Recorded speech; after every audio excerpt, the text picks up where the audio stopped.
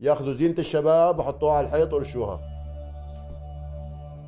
وهاي شوف أعيان، نعم، 3 أعيان، نعم.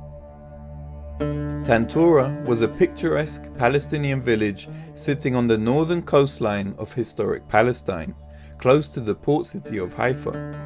In May 1948, a massacre of its residents by Israeli soldiers took place during the Nakba. Many questions remain about what actually happened, such as the number of executions. Estimates vary widely, between 20 and 280.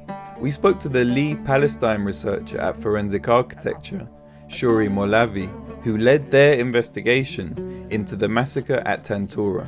We were able to make a number of original contributions to the decades-long study of executions and mass graves in Palestine and specifically in Tantura. The first is that we were able to verify site of mass graves that had already been studied. We were able to give the dimensions of that grave in 3D and to give an approximation of the number of bodies within that grave site. The aerial image from 1949 shows a large human-made rectangular mound that didn't exist in previous images. Using shadow analysis, we modeled this earthwork. It is 33 meters long, 3 meters wide, and approximately 1 meter high. Depending on how the bodies were buried, the size of the grave could contain between 60 and 160 bodies. Tantura has a very particular place, of course, in the Palestinian consciousness, given that it is a site of a massacre that has been studied, there have been films made about it, but also in the Israeli mindset. So there was an incredible political and ethical responsibility that we have in touching the Nakba and in touching Tantura. And we realized that there is a void in the treatment, that a visual study of Tantura has not yet been done. No one's really read the aerial images in this way to try to look at the intersection of testimony and visual evidence. And that's where we come in. I mean, visual tools, spatial techniques are our bread and butter. And we realize that this is a void that we can fill. قبل ما نروح لهناك حطونا على شط البحر. جمعونا رجال على شط البحر بالشمس. جمعونا كمية كبيرة وقعدنا بالشمس، لا أكل ولا شرب ولا مي ولا شيء أبدا، ولا شيء. بعدين أخذوا كلياتنا على المقبرة. The systematic gathering and separation of men and women and children is often the first step of mass executions. It was a whole spectrum of material, from film to literature, to archival images, to oral history and testimony, to aerial images, satellites that allowed us to build this model. We visited the site in Tantura. We conducted shadow analysis using remaining buildings in Tantura, measuring their height. From there, we were able to construct the 3D model of the village. The main survivor whom we interviewed, Adnan Yahya, who lives in Germany, he was able to provide incredible texture from his family home. The Yahya family were the largest family in Tantura in 1948, and he walked us through each room. He knew the number of steps that led to the roof of his house, still after 75 years of being away, is 93 years old.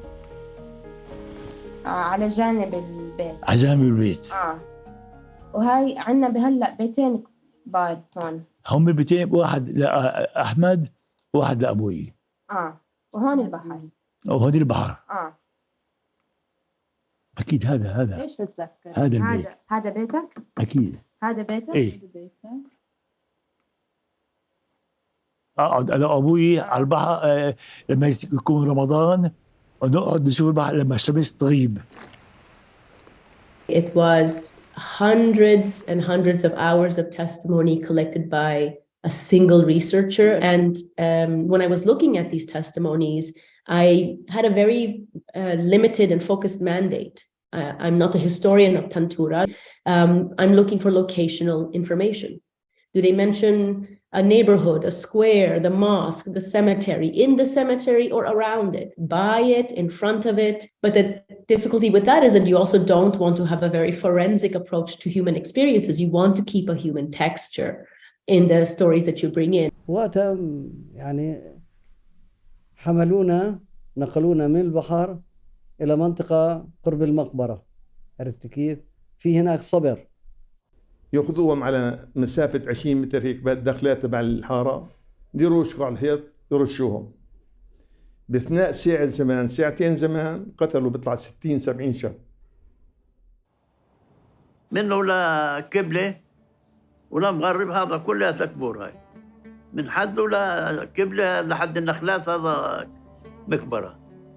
للشجرات ولا شمال بكن 3 شجرات، منها ولا شمال حوالي 30 متر هناك، يعني أقل أكثر ما بقى. People may not know exactly where a grave was, but they associate the place where they're standing with the social relations that they had and the memory that they had. They remember vegetation, the palm trees, the banana trees, the well where we used to get water. Tantura was a lived village.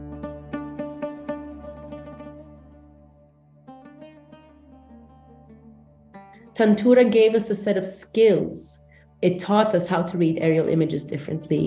And so the lessons that we learned from Tantura, we can take to other villages, because it was one of dozens of villages that experienced massacres, different typologies of massacres. I mean, Nakba denialism is very similar to other kinds of racist discourses that indigenous people around the world have been faced. Our project is not to prove that there was a Nakba or to prove that there was a massacre. Our intervention, however, is limited to where the moments when that oral history intersects with visual evidence.